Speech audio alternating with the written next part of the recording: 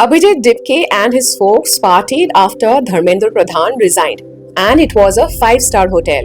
And inside, it was only Abhijit and his inner circle, not the swarms of people who turned up to legitimize his call for action. People who were initially overwhelmed by the tremendous following on his social media and his CJP accounts, comparing it to established political parties' accounts, felt extremely validated the moment they saw an unnatural surge of young people and old at the protest locations. Yet, these very people who legitimized the action are now entirely seen missing from this party. So hang on, because this is not my complaint. I'm not bickering about anything. This is just the tip of the conversation we are about to have. See, the media is covering some very interesting stories now about how the actual CJP protesters are questioning this rejoicing.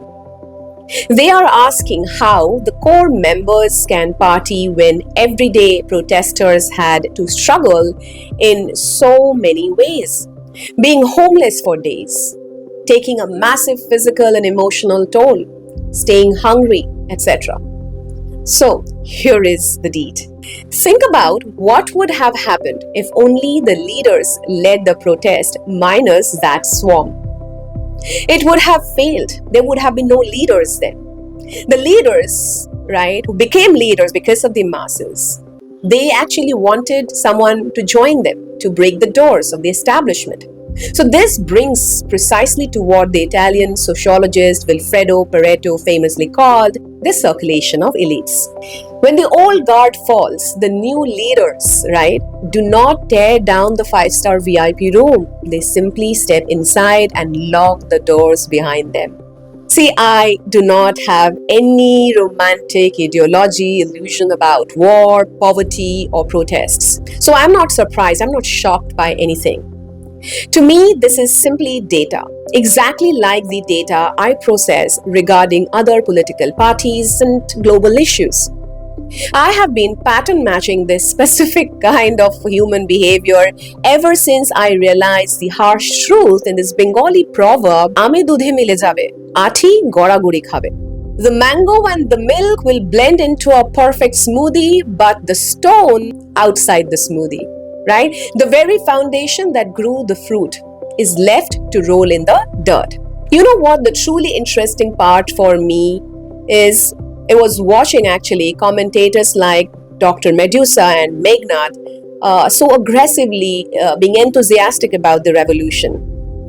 They acted as the moral high priests, driving people to existential checks for not vibing with CJP. And yet today, I see Meghnad expressing genuine disappointment for being left out in the name of others being left out. So it's a very fascinating, display of what the philosopher Friedrich Nietzsche once called ressentiment. It reveals that much of the moral outrage we see isn't actually a principled rejection of a five-star elitism.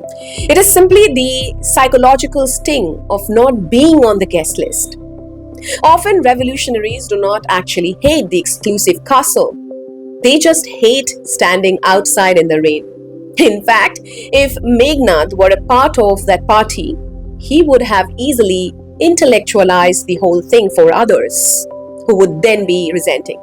So the sociologist Pierre Bourdieu explained this perfectly with his concept of cultural capital. Intellectuals use their extensive vocabulary like a clever defense lawyer protecting their own ego. If invited, they would effortlessly rationalize luxury as strategic networking for the cause or a necessary space for the vanguard to decompress. Anyway, I am absolutely okay with everything. I am just observing this, not with anger, but with a quiet fascination of the human nature. I would just like people to become more familiar actually with these natural in-group biases, especially when the performative outrage about out-group biases is so overwhelmingly loud. And if you would like more insight, more information on human biases, check out my book called The Good Biases, which you can directly order on my website. So thank you for watching, and remember not to lose your peace over this.